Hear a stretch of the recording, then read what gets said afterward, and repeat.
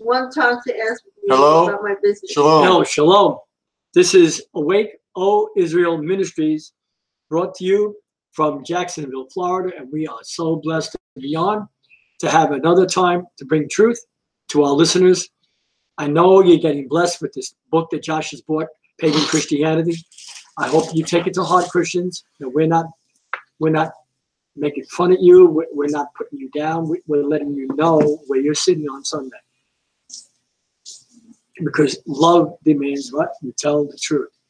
And love demands correction. Absolutely. Doesn't mean you go hug everybody in the Christian. That's not love. He says, Yashayah said, if you love me, you keep my commandments. Mm-hmm. And the church is not doing that. Once you go against the Bible and teach the law is done away with, you're in a lot of trouble. So, go ahead, Josh.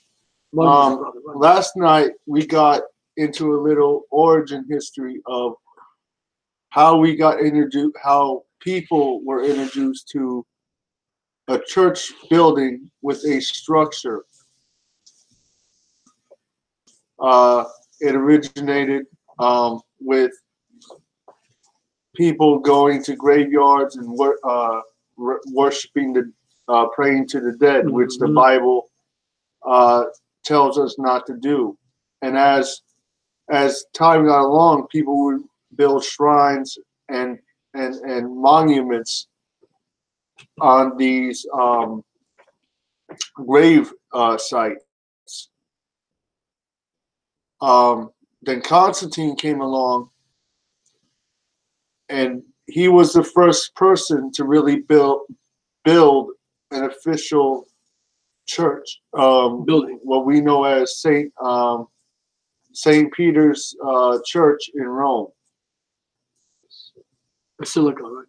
St. John's Basilica, St. Peter's Basilica. And folks, listen, Peter never went to Rome. Paul did. Now, I believe Paul died there, not Peter. Peter died in Jerusalem. And so Paul said that he died outside the walls. They buried him. Right. Yeah, but not Paul. Paul died in Jerusalem. Or no, Paul died in Rome. Peter died in Jerusalem. So all that's prefabricated. So the structuring of the whole church system, not only the theological and philosophic teaching is wrong, and we're going to show you where all that originated from also in this book when we get to that point. But the whole stigmatism of going to a building is even not scriptural. It's non-biblical. That's right. Because if you follow the Bible, if you follow the story of the Acts of the Apostles, they weren't meeting in buildings necessarily. They were pretty much meeting wherever they could meet. Josh, hold on. Just 1 second. They come up with the excuse that was their time. No, it was a humble time. That's what it was. We're not humble today. A lot of us are not humble. Right away, we got to have prestige or people noticing us. A whole white Baptist church just didn't want to talk to me anymore when I told them that the Most High wants me to go on the street. And this was 1983, 84. See, and that's the whole system is hierarchical and controlling. The Most High, through Christ, never organized a system where people would control the people in the church. That's right. It was supposed to be libertas or liberty, and you're supposed to be able to minister wherever you are, not only in a building, right? So Constantine was also known as the Roman emperor, and also known as a sun worshiper. And that's why he built churches. Why? Because that's a pagan custom. That is not a biblical custom. The Bible never instructs people who preach to build buildings so they can preach in the building. Now, it looks holy because there are so many people drawn to these false churches. They have to build a big building. But doesn't mean it's biblical in there, what they're doing. That doesn't mean that. They're fooled by that, aren't they? Wow, this pastor has a big church, so he must be holy. So he must be telling the truth. even with the temple of going back to Moses, God instructed Moses in Exodus. You can read it in Exodus 30. Start reading about it. I think Exodus 35, 36, about when the Most High instructed Moses to begin to build the tabernacle. Now, the tabernacle, or assembly, was never designed to be a stable location. It was a tent. Mm-hmm. That's right. Right. It was tent door. That's right. It was a tent Mm-hmm. that the priest or the minister. Yes, sir. Now, even the Christian church has the idea of ministers or pastors wrong. First of all, preachers aren't supposed to get paid from their congregation. That's a pagan custom in itself. That's what pagan priests do. That's right. They got compensated. Come on. And the whole idea of the so back to the analogy about Moses. So the priests were supposed to take down the tabernacle and carry the ark with them. So the symbol there is that the Spirit of God is always mobile. It's not tied to a location. Awesome. It was never supposed to be thought of as a location. Josh, that's but awesome. With or in us. That's right. Awesome, brother. Right? And the pillar of fire by night, remember? And the cloud. Those are all symbols of the moving Ruach. of the Spirit. Ruach. That's right. The Barak was never meant to be seen as tied to a physical address. Mm-hmm. Mm-hmm. It's in us. It's in the people. It's not moving. That's right. It's not in wood structure or concrete. She's moving. That's right. Right. Uh-huh. That's awesome, brother. And we're gonna read a couple scriptures in a second. Everybody, just open up to Exodus 18. Exodus 18. Okay. We're not going to read right. I just have a couple more comments. We hope you're being blessed, because we are with this new information, and it's really awesome. Awesome to know the truth. Okay. I said 18, right? Yeah, 18, Josh. Yeah. Take your time, brother. One verse. 15. Okay. Just to whet your appetite, I'll share a little bit of the information. Okay, 15. Moses. Yeah, I got it. Okay. Hold on. Wait for Josh. Okay, so we're in Exodus 18, verse 15. Viewers, you want me to read or wait for Josh to read? Let's read a little bit of the book. Okay. As the Holy Spirit, the I'll just Ruach, read this one sentence here. feminine gender, is moving in you. Constantine's building program. Following Helen's trip to Jerusalem in AD 327, Constantine began to erecting the first church buildings throughout the Roman Empire. In doing so, he followed the path of the pagans in constructing temples to honor the Most High. So we see the custom of building churches goes back to 327 AD with the Roman Empire emperor Constantine. It is not a biblical custom. Come on. It is a pagan custom. That's right. Awesome. And further to add to that, I wish I could have found it, but we know that David, the Most High asked David asked the prophet if he could build a house for the Lord, for the Most High. And even the prophet said, how can you build him a house? Now, the implication is there that how can you contain a spirit? And a spirit, although they ended up building the temple, the concept of that is that God never wanted to have a sense to the people that he's tied to a place. He's in a people, not a place. That's right. I'll say that again. He is in a people, not a place. He is in a people, not a place. Awesome. Exodus 18:15. Okay. And Moses said unto his father-in-law, because the people come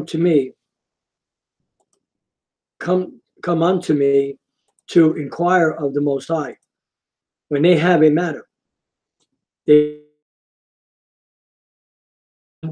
and another, and I do make them know the statutes of the Most High and his laws. So we are to make people know the ways of God through his law. Read. After Moses' father and Moses' father-in-law said unto him, the thing that thou doest is not good.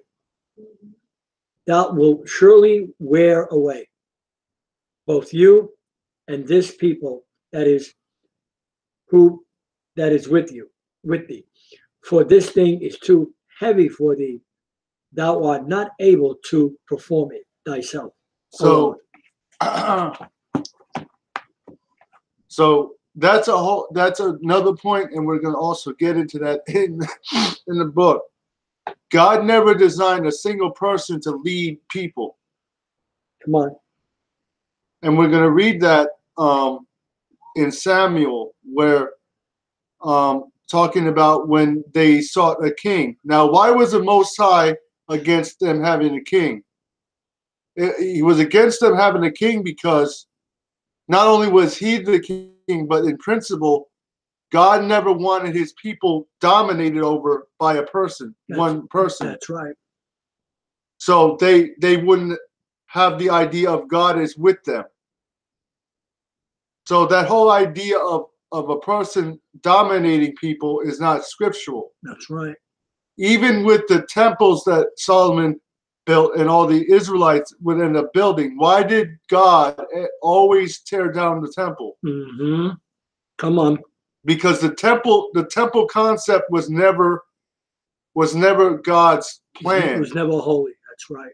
No, it's holy, but right. You know what I mean. It was temporal. It was never God's plan. Right. That's right. He always wanted to dwell within a people, not a building, awesome. Not architecture, not brick and mortar. Right. Awesome, brother. I like what you said, John. It wasn't wrong, but it wasn't God's plan. But you know what I like you said about him. Always the buildings were torn down. Even Yashayah said, right? See these buildings? Not one stone will be left upon another. So even Christ didn't want his people tied to a structure.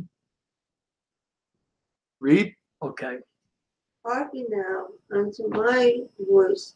I will give thee counsel, and the Most High power shall be with thee. Be thou for the people to God would. Ahayah would. Most High power. All right.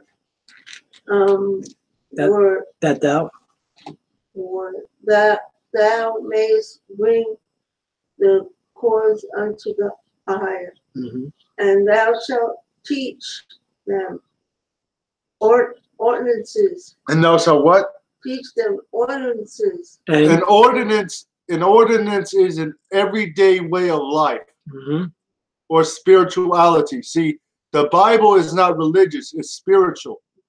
Awesome. And laws.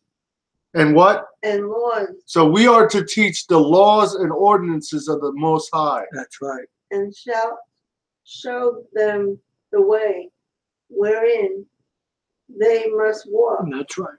And the work that they must And do. the what? The work. And the faith. And the work they must do. So, again, the temple was never the problem. It was the concept of people thinking God is in the building. Because as soon as people see a building, they think what? Excuse me. They think the Most High is in the architecture or in the building. Yes, sir. That's right. Let me get to that building. I'm saved. Numbers. Numbers. Where, Joshua? We'll go to the book of Numbers. Chapter. 2 books over. What? Oh, wait. Numbers what? Hold on. Okay, we're going to the book of Numbers. 2 books over.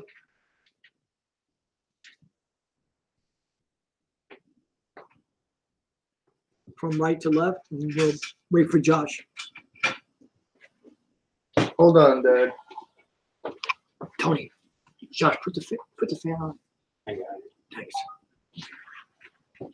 Just because the light's shining on us. Thanks, Tony. Well,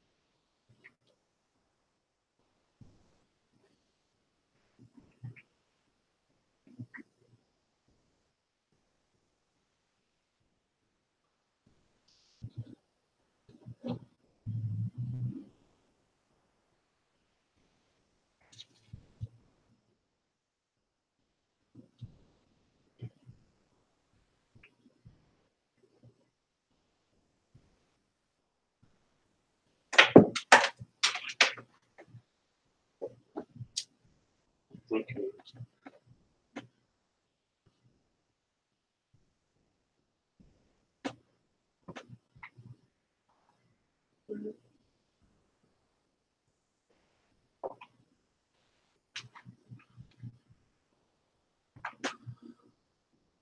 Numbers, Josh.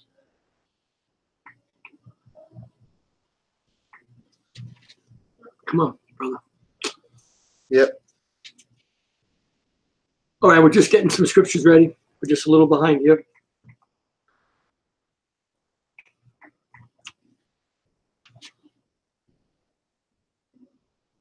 So you see, the tabernacle was built for that purpose. It was a time to let the people of Israel know that the Most High's power is not stable. It's not just in one place. It can't be hidden. It can't be in a box. It can't be, what do you call it, pressed down somewhere. It's got to be moving. Mm-hmm. All right.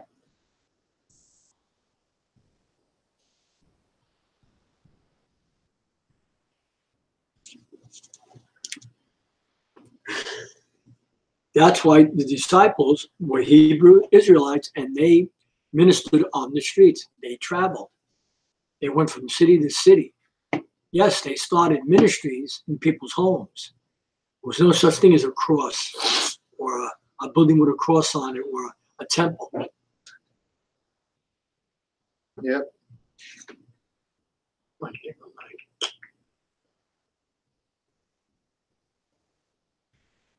All right.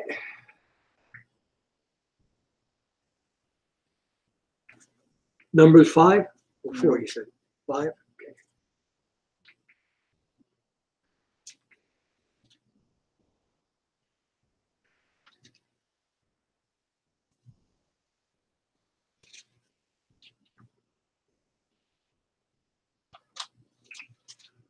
Was it the law of repentance, Josh?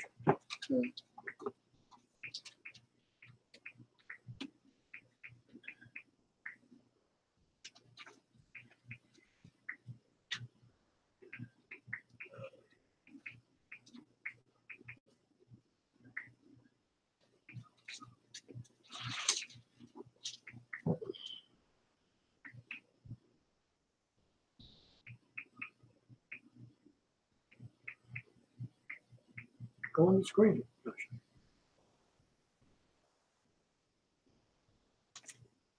So we hope you're having a good Sabbath. We are.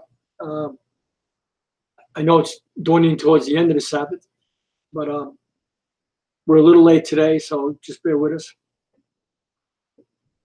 Numbers 11. 11. Okay. Numbers 11. I'll read it. 27 All to right. 29. 27 to 29. All right. Numbers 11, 27 to 29. Let's get it. And there ran a young man and told Moses and said, Eliad and Mida do prophesy in the camp.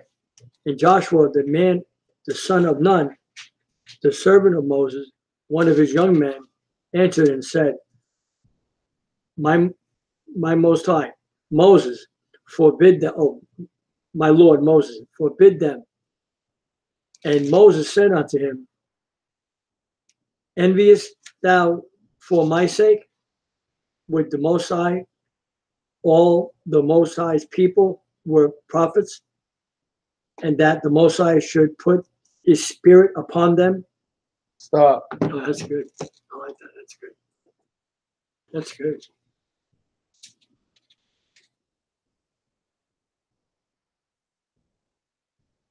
Read those verses again. All right. That's Numbers chapter 11, 27. 27. All right. And there ran a young man and told Moses and said, Eliad and Mida do prophesy in the camp. Mm-hmm. And Joshua, the son of Nun, the servant of Moses, one of his young men, answered and said, My Lord Moses, forbid them. Mm-hmm. And Moses said unto him. So now, see, there were other people dealing with the spirit of prophecy in the camp of Israel. And this brother came to Moses and said, no, Moses, basically, you're the man. Mm-hmm. Right? God is only speaking through you. And now, even on the Mount Sinai, God, what did Moses want? He wanted the people to draw near to God so he could speak to everybody. That's right. But they said, what? You speak for us. That's right. Because they were afraid of the voice of God. Yes, they were. But see, that was never, even from the start, that wasn't his plan. That's right. He wanted to speak with the whole nation. In other words, he wanted to have a relationship personally with everybody, just not a leader. Wait. Yeah, go ahead. This whole leadership mentality is not biblical, where it's only about one person. That's right. So these people were trying. This brother was trying to say, Moses, this is wrong. Why is this person prophesying? You're the man. Mm-hmm. Forbid this person. Stop him. And Moses said unto him, Enviest thou for my sake? With the Most High? Stop. So enviest thou for my sake? What is he saying there? He's saying this. You think I enjoyed being the only person to bear this burden of speaking to Israel? Mm-hmm. Read. With the Most High, that all the Most High's people. Some. With the Most High, that all. No, just the prophet. That all the Most High's people were prophets, and that the Most High would put His spirit upon That them. he would do what? Put his spirit upon them. No, just on me. On them. On me. So we see that. So let's break it down. Then we'll go to 1 Samuel 8 again and Okay. show you. So the Israelites were prophesying. The Most High was pouring His Spirit upon his people. 1 Samuel 8. Right? The Most High was prophesying Josh. speaking through the people. And this brother, well-intentioned, said, Moses, stop them. You're the prophet. And Moses said, why are you envious of what I'm? You think that I enjoy being the only person? Even with Jethro, he said, he was saying, what did Jethro say? This is not a good thing that you do. Mm-hmm. You will wear yourself out and this people. In other words, if you try to take the burden of being a single leader, you cannot do it. That's right. God did not design That's one right. man to lead people. Awesome. And see that I love the way that the Most High put it in there, because that's indicative of He wants to speak through the congregation. The collective body. That's right. And that's a picture of what Paul said in Corinthians. God is not bent to speaking through only one person in a congregation. That's right. God wants all of the congregation to function as a body, and so He can speak through everybody. Awesome. Just Amen, not the brother. preacher. That's right. See, again, They that's take a too much whole on for themselves. don't that's they? a whole other, and we're going to get into that in the book. But that's a whole nother pagan concept of, oh, it's all about one person carrying the load. Mhm. That's not biblical. That's clearly not biblical from the Old Testament. Even in the renewed covenant or the New Testament, brothers, the apostles, they had many apostles. They didn't just have one person leading everything. That's right. Why? Because God is not yoked to speaking through one person. Awesome. Not that He can't speak through one person, but He wants to speak through the entirety of the body. Mm-hmm. Right?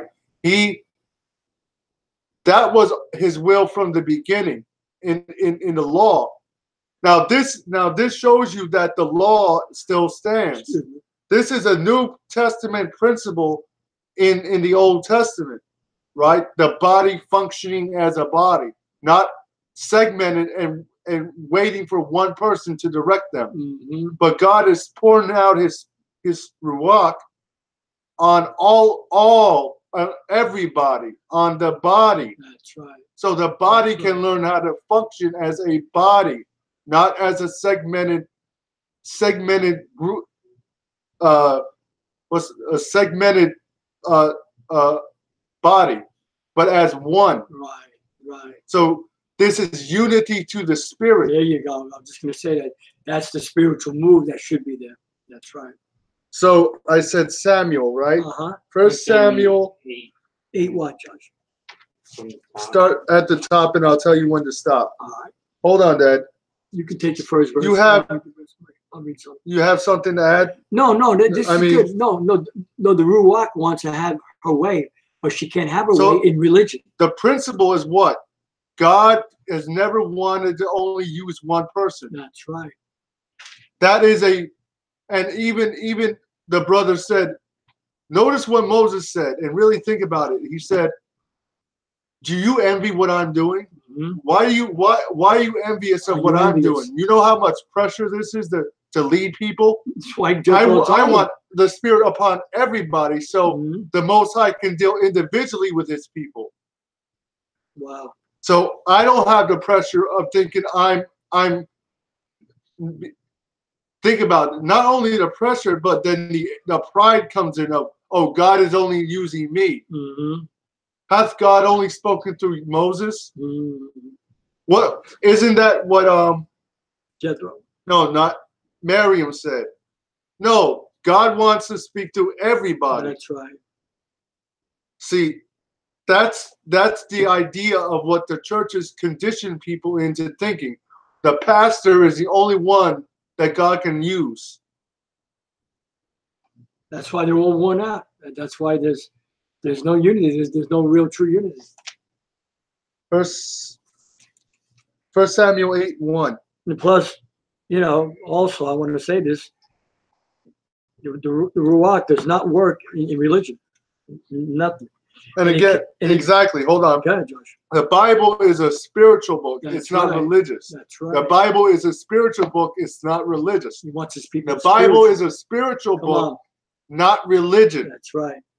Don't see. You have been conditioned to think the Bible is about religion. It's about spirituality, That's to right. keeping His law.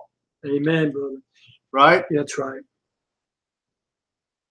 And in fact, God is going to destroy religion. Religion destroys people. All religions are going to be destroyed when He comes. Religion, think about it. Religion makes you feel God isn't dealing with you. That's right. Wow. That's why people go to church and they feel so excited, but then they feel zapped.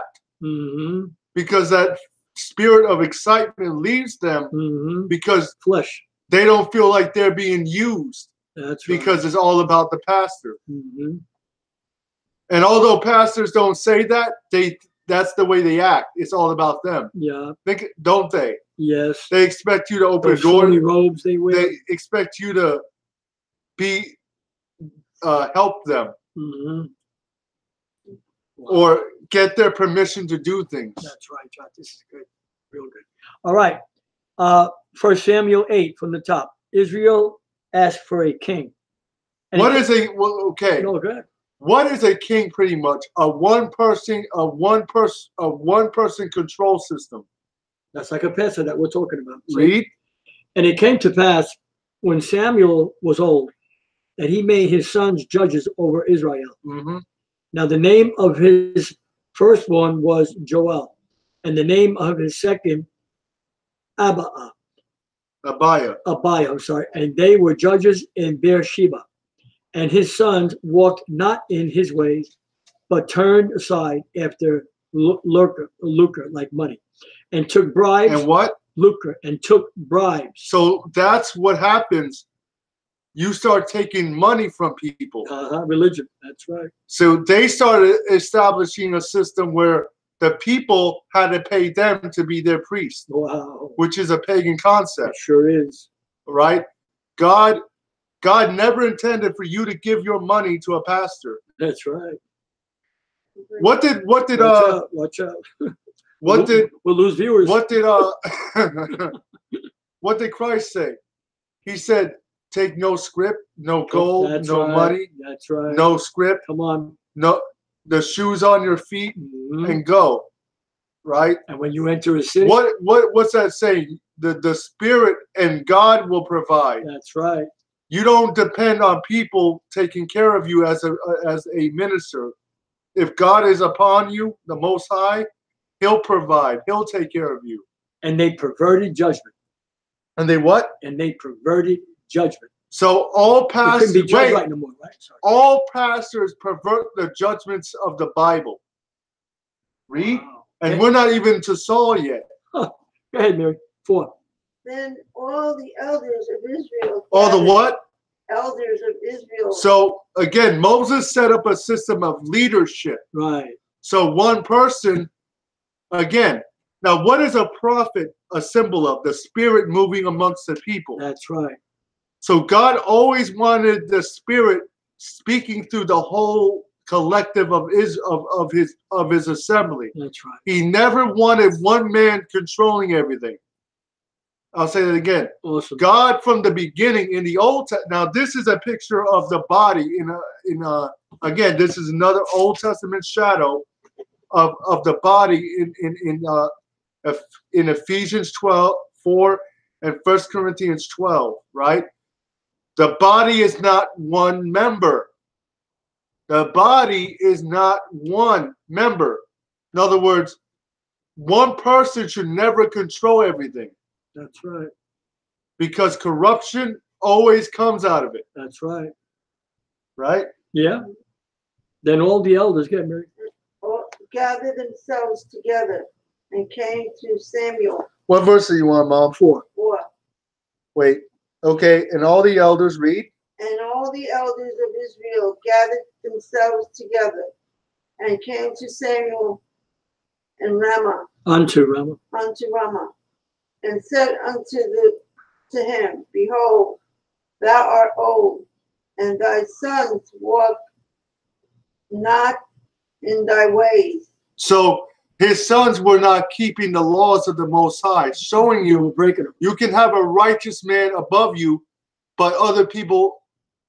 That shows you not the law is. That also shows you people you can keep the law.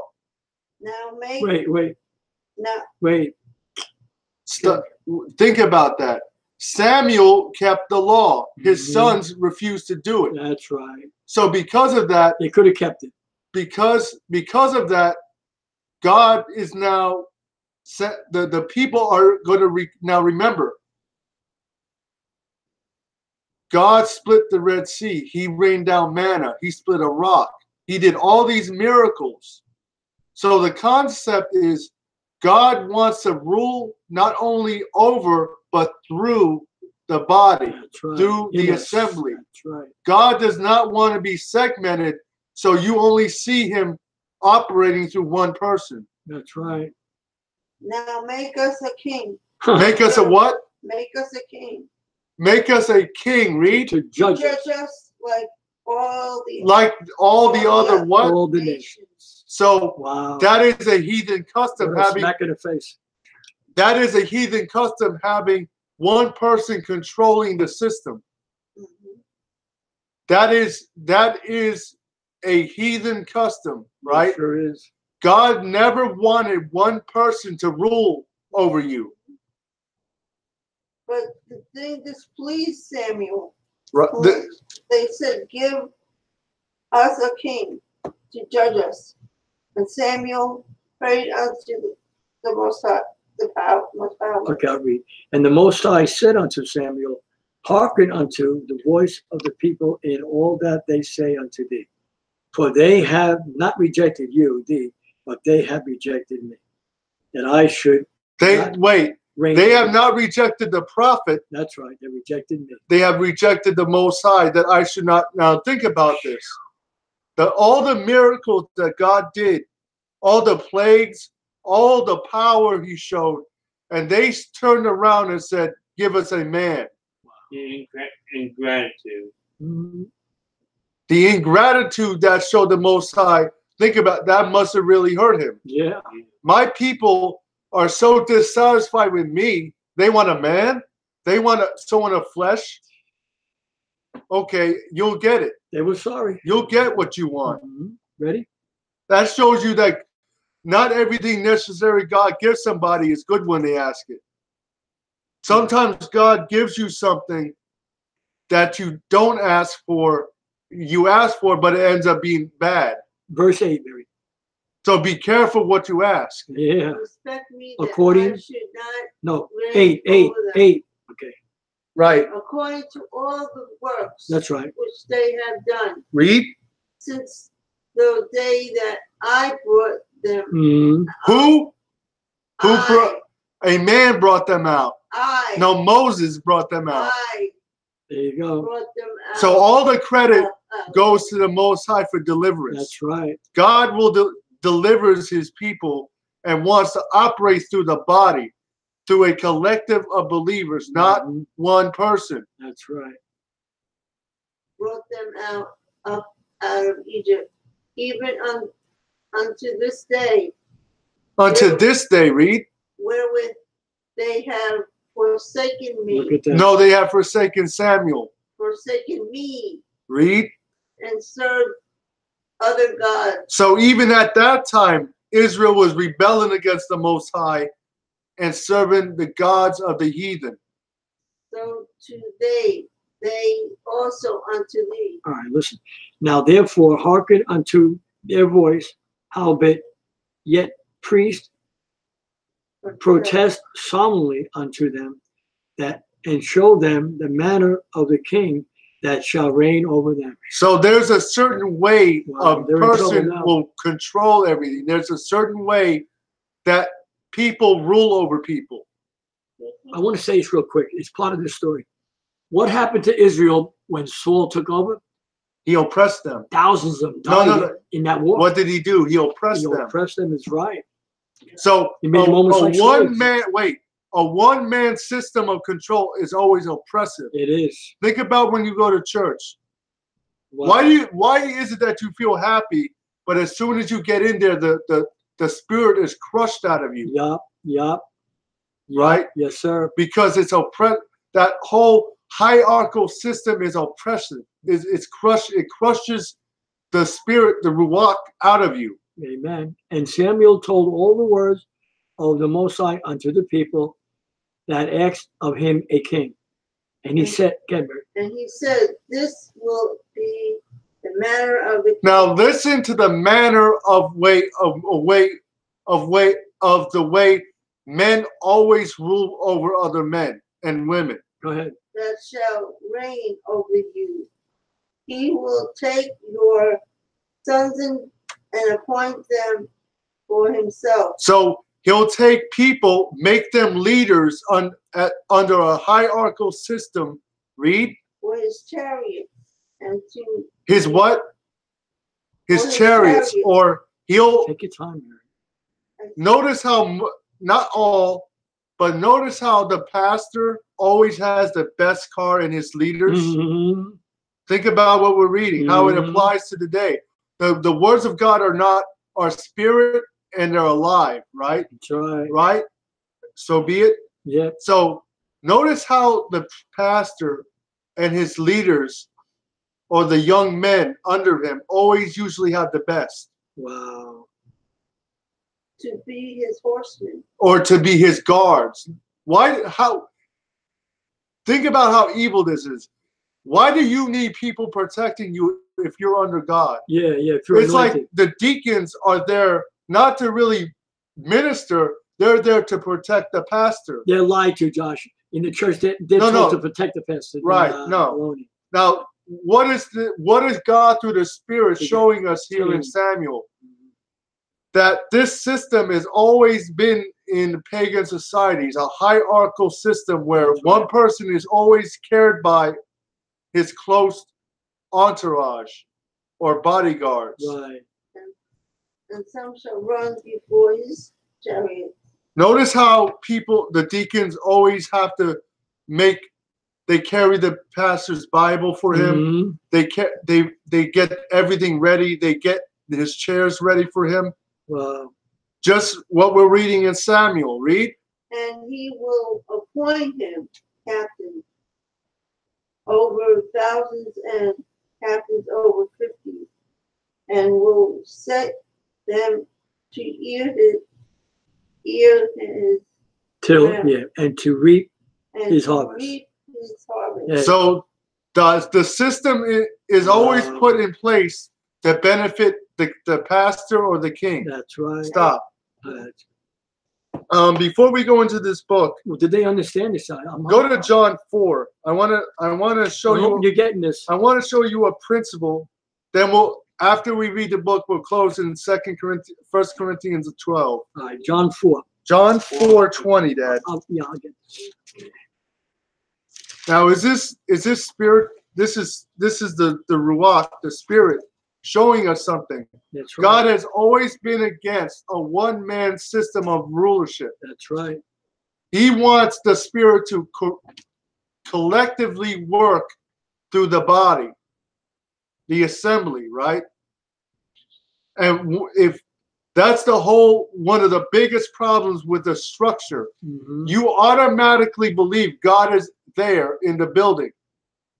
You don't question it. Right. You don't think about That's it. right. You don't critically analyze it. You just believe Mhm. God is there Mhm. because the pastor said so. Huh. So again, the pastor controls you, Wow. and you may not admit it, but you act like it. You wait for him to do everything. You wait for him to read. Most people don't even read the Bible unless the pastor reads the Bible to them. On Sunday. That's And right. if that is in control, I don't. That is controlling. That is a witchcraft spirit. Mm-hmm. You must only listen to me Wow, watch out. instead of listening to the spirit leading you. Hold on. Like 4, John 4. Okay, John, we're going to the Gospel of We're John. going to get off on these pagans today. We're not holding back, right? Amen. If you don't like it, turn it off. Amen. But if you want deliverance from this paganism, you'll listen to this.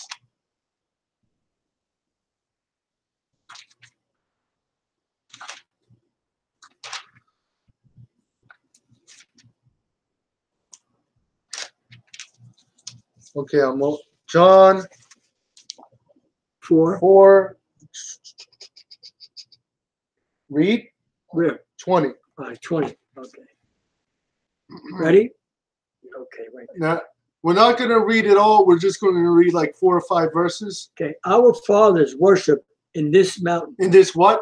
In this mountain. So the concept there is God is in a mountain. Come on. Now, we know that the Samaritan woman was not an Israelite. If you read 2 Kings 17, 25, 24, and 25, after the Israelites of the northern kingdom left, Gentiles and heathens started to worship their gods. Then priests would come in and show them how to worship God correctly. Mm-hmm. So again, the God of, so again, the whole pagan concept is God is in a place. Start the verse. Now you have to see this. Our fathers. Wait. People, you have to see the deepness of how what this is really laying out there. That's right. God is not in a place. Our fathers worshiped in this mountain. So that's implying God operates in a location, not in one a body. Location. That's right. Not in a people, but in a location. No, and a people, but not always in one place. Not one place. And ye say that in Jerusalem is the place where men is the what? That Jerusalem is the place is the what? Is the place. Is the place. So where men are to worship. Okay, again, I'm not. That's not against being worshiping the Most High, but God was never about one place. You know really why God set up the temple? Mm-hmm. So that he could minister to his people, but then he could indwell his people. Yes. It was a It was never meant to be looked at as a sacred place. Wow. That's why God continually destroyed the temple. That's right, Josh. Come on. Because the people thought that the temple was where it was instead of the spirit of God in them. That's right. Come on. Read. That's good, brother. Okay.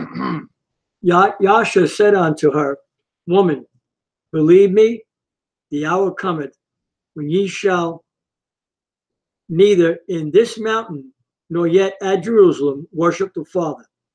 Ye worship ye know not what. We know what. So the pagans don't know what they worship. No, they don't. But the Israelites know who they worship. Good.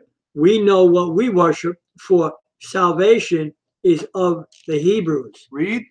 But the hour cometh, and now is, when the true Yashayah, true worshipers shall worship the Father in spirit and in truth. I just read this stuff. Stop. That's good. So God wants his people to worship him in spirit and in truth. Now let's just take that for face value.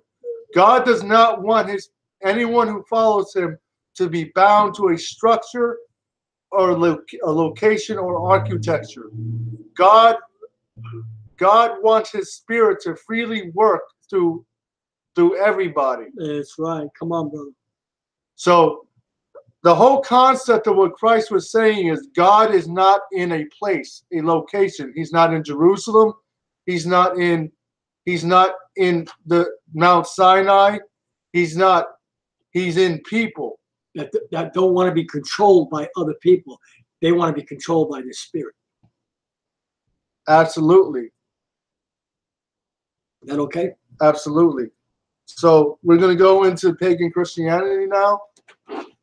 Then we'll close in 1 Corinthians 11 or 12. Just go there now. 1 Corinthians. We'll close in 1 Corinthians 12. 1 Corinthians.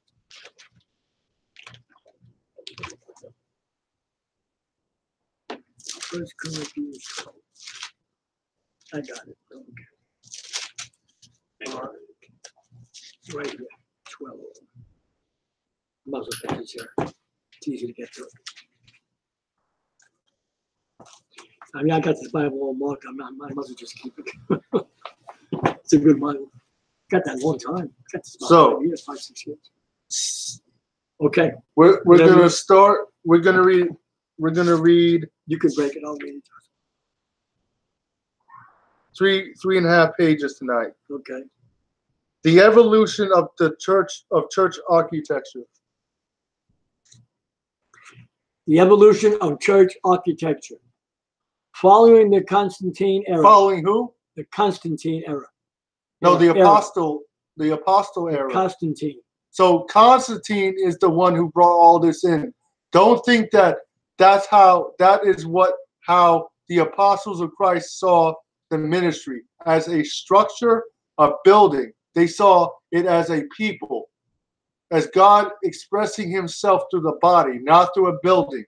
You have to get out of the mindset of a structure. That is not biblical. That is a Roman Catholic pagan concept. That's right. And you got to admit, the building, the church, that is captivity to people. That really is. Because you have been taught to believe that is the house of God. The house of God. Don't be late in the house of God. Listen to the man of God. Did you feel the power, brother? Yeah. What power? Church buildings pass through various stages. They are too complex for us to detail here. Mm-hmm. To quote one scholar, changes in church architecture are the result of manipulation rather than a steady line of evolution. Mm-hmm. These, demonstrations did little to change the dominant architectural features that fostered a monopolizing clergy. Monopolizing of clergy. Wow. In other words, you know the game Monopoly. When you make a monopoly of something, you buy it up and control it. Wow. So now Constantine not only started building buildings, he started controlling people. And inherit congregation. Let's quickly survey the evolution of church architecture. Read. After Constantine, Christian architect passed from the Basilica place to the Byzantine place, right? Byzantine. Byzantine. Okay, Byzantine. About Byzantine. Okay. Mm-hmm. Byzantine churches had wide central domes and decorative icons and mosaics. Notice how your church always has pictures on the stained glass and around everything? Yeah. To make it look like it's holy. How you say it? Byzantine. Byzantine architecture was followed by what's that word? It's like artist. Renaissance. Right, Renaissance architecture. Renaissance buildings were characterized by a 3-story elevation. A 3-story elevation. Wow. Massive pillars supporting round arches and colorful interiors. Colorful interiors. Look at that. This form of a building arose shortly after Charlemagne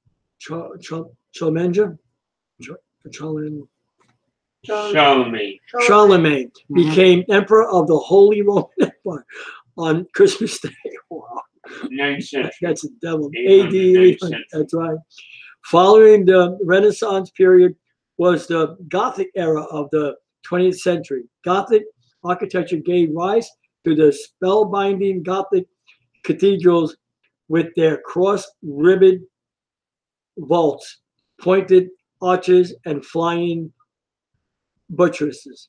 The term cathedral is derived from cathedra. It is the building that houses the curachera, the bishop's chair. Oh, I say it word, Josh? Again, Yeah. everything I got is it, I got it. centered around the Yeah. pastor. Look at that. Look at that. Wow. Colored glass was first introduced to church buildings in the 6th century by Gregory of Tours, Mhm. 1538-594. The glass was set into the narrow windows of some Renaissance churches. Sugar, 1081-1151. Mhm. Abbot of St. Denis took colored glass to another level. He adorned the glass with sacred paintings and thus became the first to use stained glass windows in church buildings, Mhm. placing them in his Gothic cathedrals. Read. Great panels of tinted glass came to fill So now we're starting to get an understanding of the origin of the of church. stained glass. Wow. To fill the walls of Gothic churches to emit brilliant, bright colored light. Rich and dark colors were also employed to create the effect of the New Jerusalem. The stained glass windows of the 20th and 13th centuries have rarely been equaled in their beauty and quality. With their dazzling colors, stained glass windows effectively created a soulish sense of majesty and splendor. So that whole idea of stained glass was to create Wow. like You're in a holy place. a sense of you're in a place that is sacred. Right, right. They induce feelings. Emotion. Watch this. They induce feelings associated with the worship of a mighty, fear-inspiring God. Read. As with the Constantine basilicas, the root of the Gothic cathedral is completely pagan. Uh-huh. Gothic architects relied heavily on the teachings of the pagan Greek philosopher Plato. Plato taught that sound, color, and light have lofty mystical meanings. Wow. So they affect the emotions. People, yes, they do. They can include moods and help bring one closer to the eternal God. Good. The Gothic designers took Plato's teachings and set them to brick and stone. They created awe-inspiring lighting to elicit a sense of overwhelming splendor and worship. Mhm. Color is one of the most powerful emotive factors available. Thus, the Gothic stained glass windows were employed skillfully to create a sense of majesty and transcendence. Sorry, drawing inspiration from the grandiose statues and towers of ancient Egypt. Ancient where? Egypt. So all that is Egyptian. Wow. Gothic architecture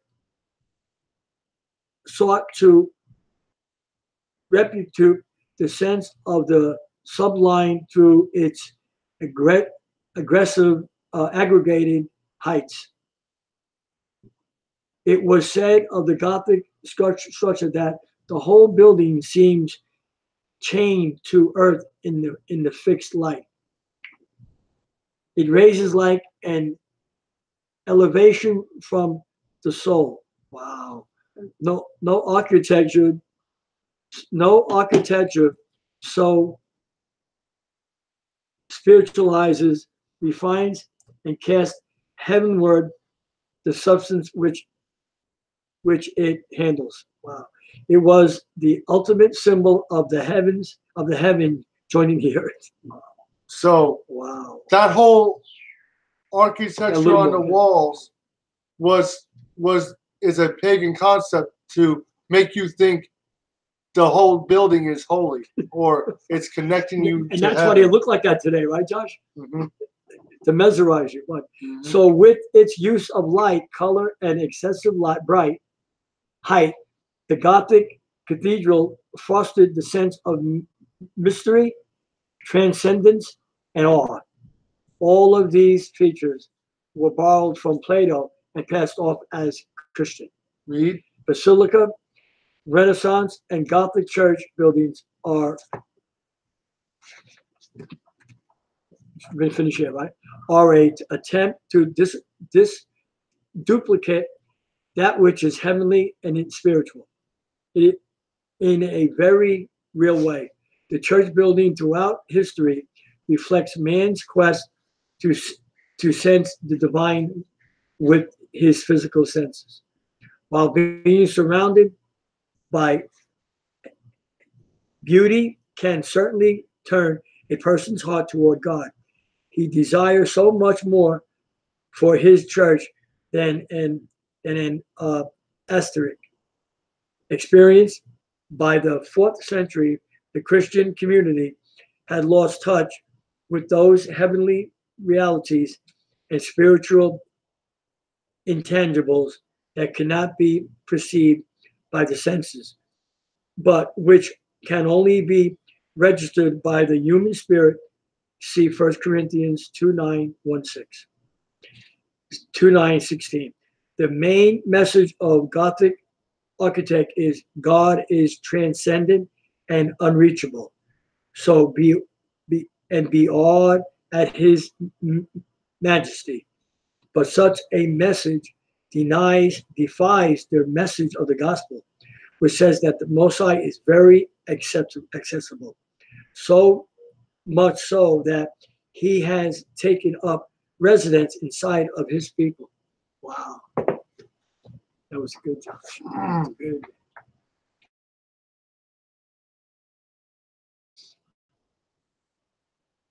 In the 16th century, the reformers inherited Awesome. the aforementioned building tradition in short period of time. Thousands of medieval cathedrals became their property You ready to it? as the local rulers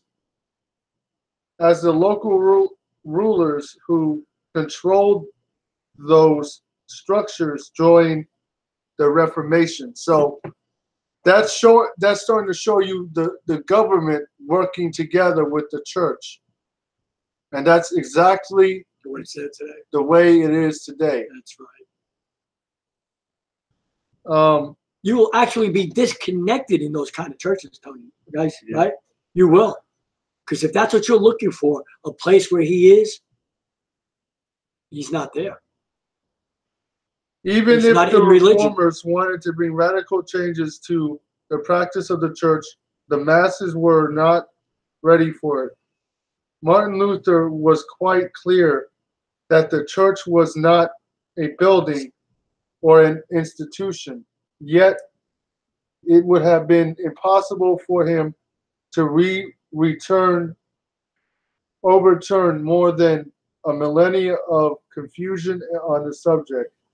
The central architectural changes that the reformers made reflected their theology that made the pulpit the dominant center of the building rather than the altar table. So Wow. again, the whole emphasis was to make the preacher one person the focal point. I hope you're getting a hold of this, folks, viewers. I really hope you're The getting a hold of reformers this. built on the idea that people could not know God nor grow spiritually unless they heard preaching. So again, that's another point. You gotta catch this. So they taught that unless you listen to us, you can't grow spiritually. So you must come to church to grow. So you can't grow separate from the preacher. Boy, that puts some dampening on people. And it makes them feel guilty, Tony, if they're late or if they don't show up one Sunday.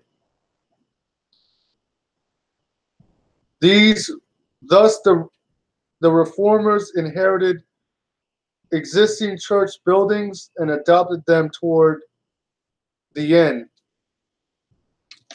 I'll read one more page, then we'll read in That's 5 Corinthians. pages. You said 3, but it's all right. Can't read it, John. The steeple. Now, we see steeples all over churches. Now, where did steeples originate? Okay, I'm going to finish in Corinthians. Right? Well, Yeah. I got it. Ever since the inhabitants of Babel created a tower to touch the heaven, civilizations have followed suit, building structures with pointed tops. It's Babylonian. All that, it's Babylonian and Egyptian. Basically, what that is an obelisk or a male, the male phallic symbol. That's right. The Babylonians and Egyptians built obelisks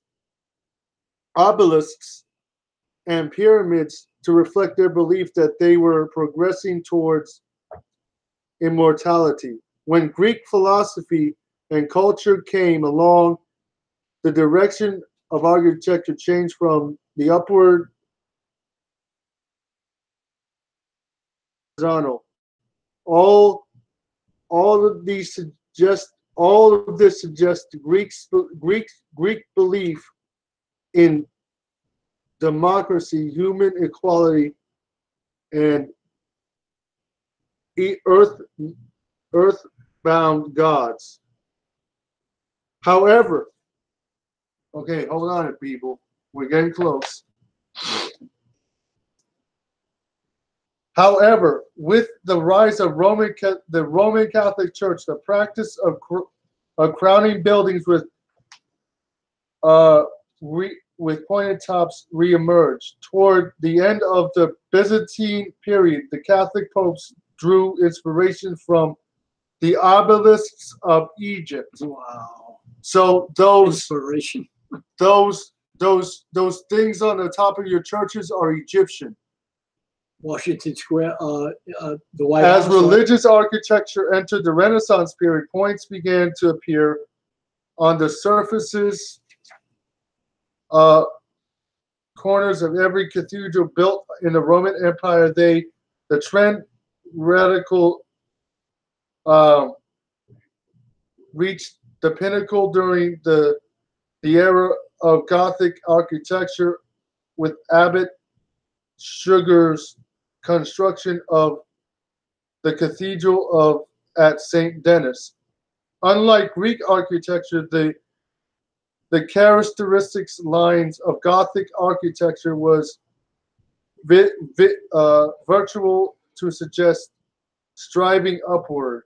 By the time all throughout Italy towers began to appear near the entrances of church buildings, that these towers represented contact between heaven and earth. Wow. Like with Babylon, the Tower of Babel. Now, what's the satanic part of that? Why were they building a tower? Because they were trying to get the angels back into heaven. Think about that. Wow. Awesome. This gets deeper and deeper, people. This stuff is pagan. It's not just the doctrine that's wrong. The whole system has to be thrown out. As the years passed, Gothic architecture, with their emphasis on virtuality, sought to add the tall spear on every tower. Spears, also called staples, stripes, is the British Anglican term, where a symbol of man's aspirations to be united with his creator. Now, you got to ask the question, these Satanists that run this earth and the government, who are they trying to connect people to? Lucifer. Mhm. So towers and and steeples are really satanic, because that's where did it originate from? The Tower of Babel, That's right. Babylon. Mhm. Basically what is that? A steeple or a tower is a portal. Wow. Okay. Two more paragraphs, everybody. Two more paragraphs, people, and we'll. Finish your Where a symbol of man's aspiration to unite with his creator. In the countries that followed, the towers grew taller and thinner, and eventually became visual focal points for the architecture. Isn't that true? What's the first thing you see when you see a church? The obelisk. Right. Wow. The steeple. Mary, remember we used to go to the ocean where Grandma lived? They had all those obelisks all the way down there on the beach, all the way down. Exactly. Wow. Now we Remember that, see Mary? the origin. Now we're learning the origin of all this paganism. Wow. Like it's like say you wanted to go to a certain part of the beach, Tony. About Also 300-400 feet, there'd be one. Refuted the number Remember? of double toward westward, the singular spire that so in the year 1666 something happened that changed the course of tower architecture. A fire swept across the city of London, damaging most of the 87 church edifices. St. Christopher, was one of the commissioned to redesign the churches of London using his own stylistic inventions of modifying the Gothic spire of France and Germany. Wern created the golden steeple, the modern steeple. From that point on, the steeple became a dominant feature of Anglican British architecture. Again, when you see churches, if you don't see the building, what's the first thing you notice? The obelisk or the spire, which is a Babylonian and Egyptian sex symbol. Mm-hmm. Later, the Puritans made their church buildings far simpler than the Catholic and Anglican predecessors, but they kept the steeple and brought it into the New World in the Americas. The message of the steeple is one that contradicts the message of the New Testament. The message of the steeple is one that contradicts the New Testament. Christians do not have to teach, do not have to reach into heaven to find God. He is here. He is here. Come on. In other words, God is within us. We don't need to reach up into heaven to bring him down. That's a pagan Babylonian concept. Wow. You know, Let me read that again. Churches, we pray enough, he'll come down. The message of the steeple is one that contradicts the message of the New Testament Christian. Believers do not have to reach into heaven to find the Most High. He is here. He is within us through the Ruach, the Holy Spirit. With the coming of Emmanuel, God is with us. See Matthew 1:23. And with his resurrection, we have the indwelling of the indwelling spirit. The steeple defies these realities. Wow. Wow. Now, It does, it really does. when we go back into this, we're going to learn the origin of the pulpit next. Wow. Stay tuned, folks. So, Stay tuned. We're going to close in the Corinthians. whole architecture is corrupted. Yeah, sure is. Think about it. So again, when the Babylonians built the Tower of Babel, they were building it as a land bridge to heaven, so they could reach up into heaven and put the fallen angels back into heaven. Again, which is completely. We don't need to reach into heaven to get God to come down. That's right. The Spirit of the Most High, the Ruach Kudash, is already within us. We don't have to reach up to bring him down. He's here, or she is within us. Let me worship that spirit like that on Sunday. They think they're calling God down. 1 Corinthians 11:10. Again, Mary. 11:10. How many times we heard that, Mary? Remember services? Did you feel the man of God? Did you feel him come down? That the man of God. 11:10 there. But if a woman, No, 12:10. oh, I'm I said sorry. 12:10. You did say 12:10. I'm sorry.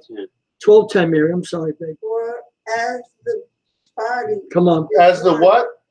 The body. As the preacher is one. The body. The body is one. Read.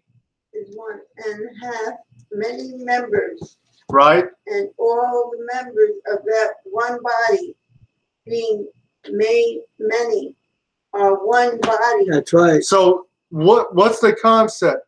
The true church is supposed to operate as one, So not also as is one, Christ. not as one controlling Come the on. rest. That's right. Also in So also in Christ. also All right. Read. for by one Spirit By one Spirit, the Ruach. Read. are we all baptized into one body, Mm-hmm. whether we be Hebrew or Gentile, That's right. Read. whether we be bond or free, and have been all made to drink into one Spirit. Read. For the body is not one member. For the body is what? Not one member. The body is what? Not one member. But many. So the idea of one man controlling the church is a pagan idea. That's right. All the body is supposed to have a say. That's right. All the body is supposed to be one. The whole idea of a hierarchical pastoral system is a heathenistic pagan concept. All righty.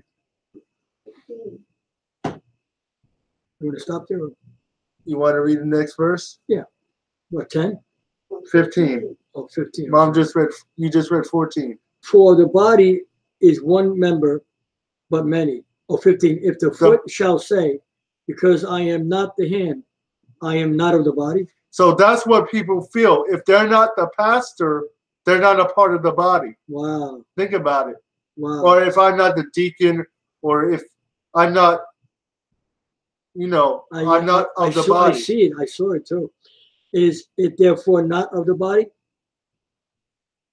And if the ear shall say, because I am not the eye, I am not of the body. Read. Is it therefore not of the body? Read. If the whole body were an eye, where were the hearing? If the whole were hearing, where were the smelling? But now have Ahayah set the members, every one of them in the body, as it hath pleased him. Mm-hmm. And if they were all one member, where were The body? the body? But now are they many members? Many. yet but No, one. one. Not, many members. One member. Many members, but yet but one body.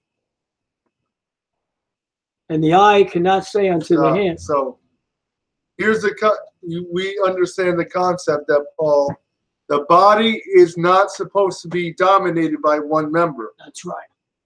That's right. Awesome. Then the parts of the body don't feel part of the body. That's true. This is so true. So I really hope that you enjoyed and you got something and you out of this, learned and you learned something. the origins, more origins of how we got these churches. Let me show the book again. Get this book. It's only $14. Pagan Christianity. So, and shalom until next time. Shalom.